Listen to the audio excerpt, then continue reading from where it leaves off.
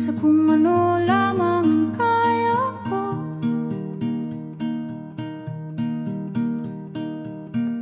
Bigang-biga na sa mga problemang di masolusyonan agad, parang wala nang bukas. Pwede bang umiwas? Hinahanap ang sarili